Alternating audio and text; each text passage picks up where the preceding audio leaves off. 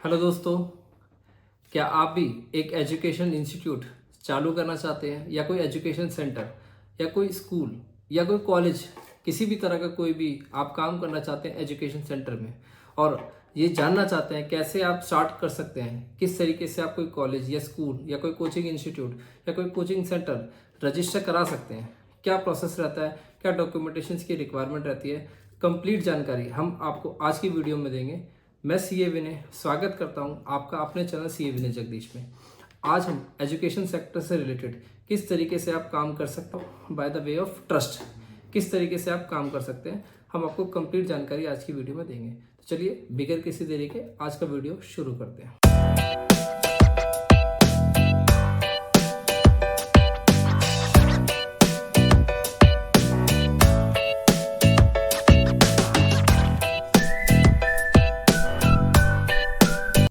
तो चलिए सबसे पहले जानते हैं क्या डॉक्यूमेंटेशंस की रिक्वायरमेंट रहती है आपको एक ट्रस्ट को रजिस्टर कराने के लिए अगर आप एजुकेशन सेक्टर में काम करना चाहते हैं।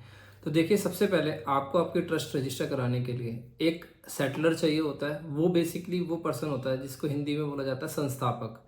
वो मेन पर्सन होता है जो बेसिकली ट्रस्ट को स्टार्ट करता है। आपको एक वो मेन पर्सन चाहिए। इसके अलावा कुछ आपको ट्रस्टीज अपॉइंट करने होते हैं जो basically day to day operations होते हैं ट्रस्ट के, जो आपके एजुकेशन इंस्टीट्यूट रहेगा उसको मैनेज करेंगे, जो वो एक ट्रस्टीज आपको अपॉइंट करने होते हैं। इसके अलावा जब आप ट्रस्ट रजिस्टर कराने के लिए जाते हैं तो आपको 2 विटनेसेस की रिक्वायरमेंट रहती है। तो ये बेसिकली पर्सनस हैं 3 जो आपको रिक्वायर्ड होते हैं ट्रस्ट का रजिस्टर कराने के लिए। अब इनके डॉक्यूमेंटेशंस क्या रिक्वायर्ड होते हैं, देखिए सेटलर हो चाहे ट्रस्टीज हो चाहे आपके विटनेसेस हो, इन सबके आपको पैन कार्ड और आधार कार्ड आपको चाहिए होते हैं। और जो सेटलर होता है उसकी आपको पासपोर्ट साइज फोटोग्राफ चाहिए होती हैं 2। इसके अलावा जहाँ भी आप अपना रजिस्टर्ड ऑफिस रखेंगे वहाँ का आपको लेटेस्ट यूटिलिटी बिल की रिक्वायरमेंट रहती है, जो आपका जब आप रजिस्टर कराएंगे उससे पिछले 2 महीने का होना चाहिए, इससे ज़्यादा पुराना नहीं चलता। तो ये आपको सिंपल सी डॉक्यूमेंटेशन की रिक्वायरमेंट रहती है एक ट्रस्ट को रजिस्टर कराने के लिए। चलिए अब जानते हैं क्या प्रोसेस रहता है एक ट्रस्ट को रजिस्टर कराने के लिए अगर आप एजुकेशन सेक्टर में काम करना चाहते हैं। देखिए, सबसे पहले आपको आपकी ट्रस्ट डीड फाइनल करनी होती है। अब अगेन, ट्रस्ट डीड फाइनल करते समय आपको अपने एजुकेशन इंस्टीट्यूट का नाम, आपका रजिस्टर्ड ऑफिस, आपका एरिया ऑफ ऑपरेशंस, आपके सेक्टर कौन रहने वाले हैं, आपके ट्रस्टीज कौन रहने वाले हैं और आप क्या नेचर ऑफ एक्टिविटीज़ आप अपने ट्रस्ट में करेंगे, ये क्लियरली आपको ऑल टुगेदर। और भी बहुत सारे पॉइंट्स होते हैं जो आपको मेंशन करने होते हैं आपकी ट्रस्ट शीट में, जैसे कि आपकी प्रॉपर्टी की वैल्यू कितनी रहेंगी जिससे कि आप अपना ट्रस्ट स्टार्ट करेंगे। इसके अलावा बेनिफिशरीज कौन रहने वाले हैं, आपका एरिया स्कोप ऑफ ऑपरेशंस क्या रहेगा, डिटेल में ट्रस्टीज के क्या राइट्स हैं, सेक्टर के क्या राइट्स हैं, किसकी क्या रिस्पॉन्सिबिलिटीज़ है, आपका ऑडिट कब होगा, इस तरह की सारी इन्फॉर्मेशन आपको आपकी ट्रस्ट शीट में मेंशन करनी होती है।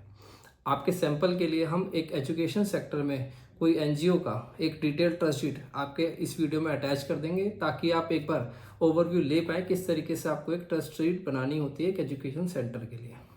इसके अलावा जैसे ही आपकी ट्रस्ट शीट प्रिपेयर हो जाए, आपको नेक्स्ट स्टेप आपको स्टैम्प पेपर परचेज करना होता है। स्टैम्प पेपर परचेज करने के बाद आपको ई फीस पे करनी होती है। ई फीस पे करने के बाद आपको अपॉइंटमेंट लेना होता है। अपॉइंटमेंट लेने के जिस दिन आपने अपॉइंटमेंट लिया है उस दिन आपको ट्रस्ट डीड अलॉन्ग विथ जो भी डॉक्यूमेंट्स हमने आपको बताया ये आपको रजिस्ट्रार ऑफिस में प्रेजेंट करने होते हैं। वो प्रेजेंट करने के बाद आपको विद इन फ्यू डेज आपको सर्टिफिकेट ऑफ रजिस्ट्रेशन जो है वो ग्रांट हो जाता है। ये सिंपल सा प्रोसेस रहता है एक ट्रस्ट को रजिस्टर कराने के लिए।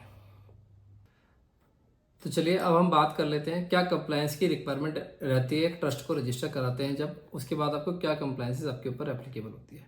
तो देखिए, जब आपकी एक ट्रस्ट रजिस्टर करा लेते हैं आप तो आपको उसका पैन कार्ड ऑब्टेन करना होता है। पैन कार्ड जब आप ऑब्टेन कर लेते हैं इसको आपको आईटीआर फाइल करनी होती है। इनकम टैक्स की रिटर्न आपको रेगुलर इंटरवल टाइम पर आपको फाइल करनी पड़ती है। इसके अलावा आपको ऑडिट कराना होता है एनुअली। अगर देखिए आपका जो आपने ट्रस्ट बनाया अगर ये नॉन प्रॉफिट मोटिव के लिए काम कर रही है, अगर एनजीओ की तरह काम करती है, हो सकता है आपने 12 और 80 भी लिया हो। अगर 12 या 80 भी लिया है तो आपको टैक्स ऑडिट की रिपोर्ट भी फाइल करनी होती है। और 10BD जो आप डोनेशंस रिसीव करते हैं ड्यूरिंग द ईयर तो आपको वो भी फाइल करना होता है। आपके लिए हम एक ये कर सकते हैं कि एक प्रॉपर चेकलिस्ट एक एक्सेल फॉर्मेट में हम इस वीडियो में अगेन अटैच कर देंगे, जिसमें कि आपको पता चल पाए किस तरह की कंप्लायंसेस एक एजुकेशन सेक्टर के लिए अगर एक एनजीओ काम करता है, एक ट्रस्ट काम करता है, आप काम करना चाहते हैं तो किस तरह की कंप्लायंसेस आपको फुलफिल करनी होती है। तो ये सिंपल सी रिक्वायरमेंट रहती है। आशा करते हैं आपको आज का वीडियो काफ़ी अच्छा लगा होगा, नॉलेजेबल लगा होगा। अगर आपको आज का वीडियो अच्छा लगा है तो please like, share and subscribe my YouTube channel CA Vinay Jagdish. And again मैं आप सभी को सॉरी भी बोलना चाहता हूँ क्योंकि काफ़ी डिले हो जाता है वीडियोज़ में, काफ़ी टाइम हो गया है लास्ट वीडियो में और इस वाली वीडियो में, तो इसके लिए क्षमा भी करें। और हम आगे से कोशिश करेंगे आपको रेगुलर इंटरवल ऑफ टाइम पे regular knowledgeable and informative videos आपके पास लेकर आ पाए, जिससे कि आपको हेल्प हो NGO सेक्टर में काम करने के लिए एंड कॉर्पोरेट सेक्टर में भी। Thank you so much.